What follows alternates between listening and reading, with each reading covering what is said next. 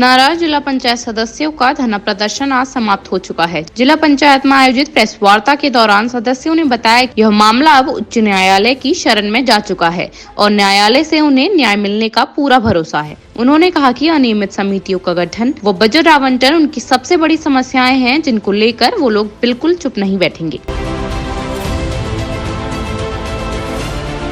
माननीय उच्च न्यायालय में विषय चला गया है।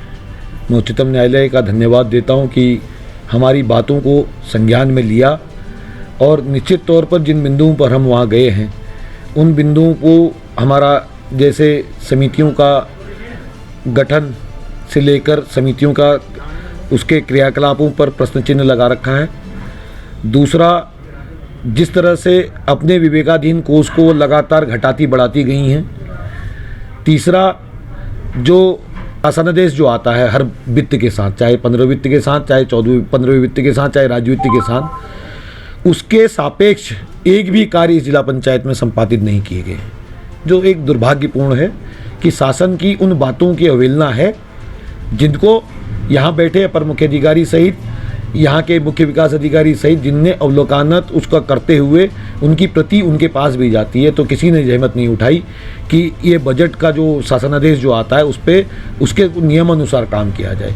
जबकि माननीय अध्यक्ष कहती हैं कि नियमानुसार हम उनको चेताते रहे।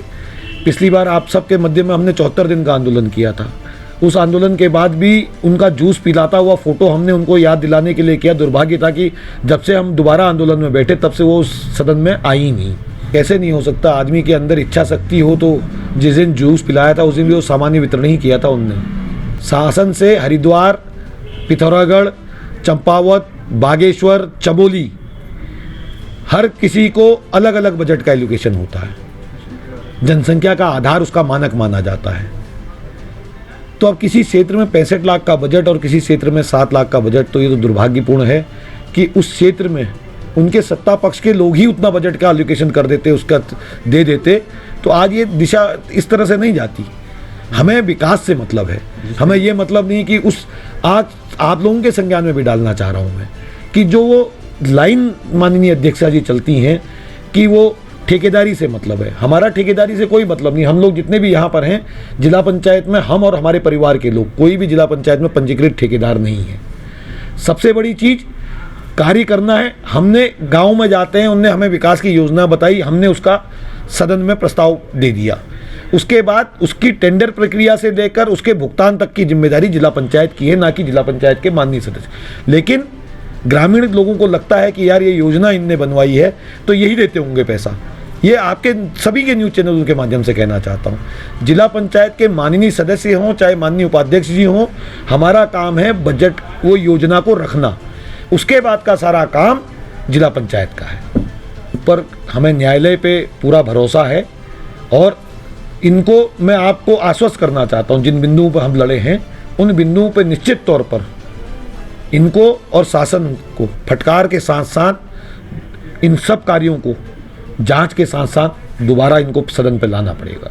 मैं कहना चाहूँगी कि 21 तारीख को आप सभी ने देखा, 21 अक्टूबर की बैठक की ये घटना है। तो 21 तारीख को तो हमारा तुरंत एक्शन हुआ था। 5 मिनट के अंदर पुलिस यहाँ पर पहुँच गई थी, त्वरित कार्यवाही उसमें हुई थी। तो आप समझ सकते हैं सत्ता का कितना दबाव है कि 21 तारीख से आज हमारी 19 तारीख हो गई है नवंबर की, एक लगभग महीना होने जा रहा है। फिर भी जांच उसमें गोलमोल कर दी गई है। अब महिला सदस्यों के साथ अभद्रता पूर्ण रूप से हुई है और माननीय अध्यक्षा जी ने अपने सदन की गरिमा को, मैं तो कहूँगी तार तार उन्होंने ही की है, क्योंकि उन्होंने कहा है कि शालीनता से पुलिस जो है अंदर आई। तो आपने पहले तो आप यहाँ मौजूद नहीं थे, तो आपने कैसे उनकी शालीनता को देखा, कैसे आपने उनकी शालीनता को आका। कल के दिन ये महिला सदस्यों का अपमान आपका भी अपमान है। आप ये न समझें कि मैं अध्यक्ष हूँ तो मेरा कोई अपमान नहीं हुआ।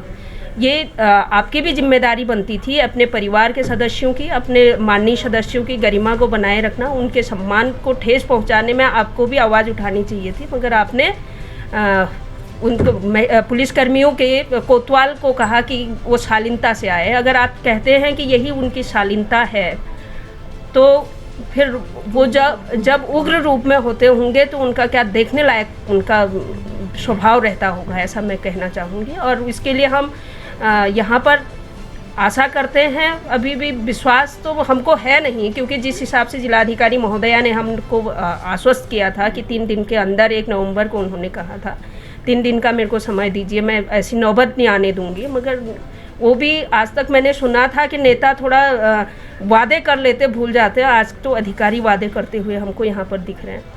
तो हम लोग उसके लिए भी न्यायालय की शरण लेंगे और हम लोग इस तरीके की महिलाओं के साथ अभद्रता को सहन नहीं कर पाएंगे और कभी नहीं करेंगे। सम्मानित हमारी माननीय सदस्य सभी लोग हम लोग हैं और इसमें व्यक्तिगत किसी का मैटर नहीं है, हम सभी लोग न्यायालय की शरण में जाएंगे। तो आपको मैं अवगत कराना चाहता हूँ, 21 तारीख की हमारी जो सामान्य बैठक हुई थी, उस सामान्य बैठक में हम सभी लोग अपने क्षेत्रों के बजट के लिए यहाँ पर सामान्य बजट के लिए यहाँ पर विरोध कर रहे थे।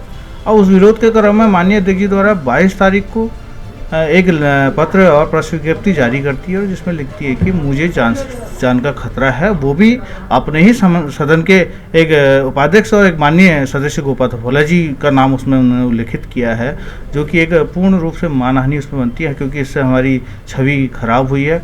भले ही उस बजट को सामान्य रूप से बांटने के लिए इस कृत्य को कर रही है, हमें दबाव में लेने के लिए काम किया है, लेकिन माननीय अध्यक्ष जी को समझना चाहिए कि इससे हमारी छवि खराब हुई है, जिसके लिए हम माननीय न्यायालय के द्वारा इसमें इनको एक नोटिस जारी करेंगे और जिसमें पूर्ण रूप से मानहानि बनती है। और इस मानहानि को हम अगर वो एक्सेप्ट नहीं करती है तो हम उसको न्यायालय में ले जाकर उसको एक केस की तरीके से हम उसको दर्ज करेंगे और माननीय अध्यक्ष जी को इसके लिए अपने इन कृत्यों के लिए माननीय अध्यक्ष जी को माफ़ी भी मांगनी चाहिए।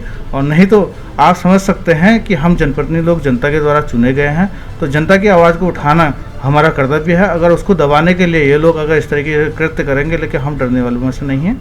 हम अपनी आवाज़, अपनी जनता की आवाज़ को पूरे जोर से सदन में उठाएंगे और हमेशा इस तरीके से हम इन कार्यों को करते रहेंगे। देखिए, हम लोग हमेशा माननीय अध्यक्ष जी कंधे से कंधा मिला के विकास कार्यों में हमेशा गति देने का काम करते हैं, लेकिन माननीय अध्यक्ष जी यहाँ पर एक पार्टी विचारधारा से बैठती है। वो कहती है कि मैं बीजेपी पार्टी से हूँ, हम लोग 10 सदस्य बीजेपी से आते हैं, तो क्या ये कोई अच्छा संकेत है जिले के विकास के लिए कि एक जनप्रतिनिधि यहाँ पर चुन के आता है जो कि पार्टी के सिंबल के बगैर वो चुन के आता है, निर्दलीय के तौर पर चुन के आता है और यहाँ पर आके एक पार्टी विचारधारा पर काम करती है, तो यही गतिरोध हमेशा उत्पन्न होता है। मैं कितनी बार माननीय अध्यक्ष जी को समझा भी चुका हूँ कि आप जब भी सदन में आती है तो पार्टी विचारधारा को सदन से बाहर रखें। यहाँ पर जो है जिला पंचायत को एक परिवार के रूप में, एक परिवार की मुखिया के रूप में आप इसको चलाएं और सभी सदस्यों को मिलजुल के उनकी राय लेते हुए, क्योंकि देखिए परिवार चलाना मुखिया का काम है और परिवार में गतिरोध अगर उत्पन्न हो रहा है तो इसमें मुखिया की नाकामी सर्वप्रथम उजागर होती है। तो इसी चीज़ को हम हमेशा लेके चले हैं और हम लोगों का हमेशा जिले में एक अग्रिम स्थान हम जनता को रखते भी हैं अग्रिम स्थान पर। उनकी समस्याओं को लेके आप लोग हमेशा देखते हैं, हम लोग लड़ते हैं और हम लोग उन क्षेत्रों को, अपने क्षेत्रों को विकास के लिए बजट देने की पूर्ण कोशिश करवाते हैं, लेकिन माननीय अध्यक्ष जी इसमें हमेशा नाकाम होती हैं और यही कारण है आज जिला पंचायत में जो एक गतिरोध उत्पन्न हो रहा, इसकी पूर्ण जवाबदारी माननीय अध्यक्ष जी की है, जिसके लिए मैं माननीय अध्यक्ष जी से कहूँगा तो आप अगर ये सदन नहीं चला सक रहे तो आप अपने पद से इस्तीफा दें और कोई दूसरे जिला पंचायत सदस्य को यहाँ पर मनोनीत करें।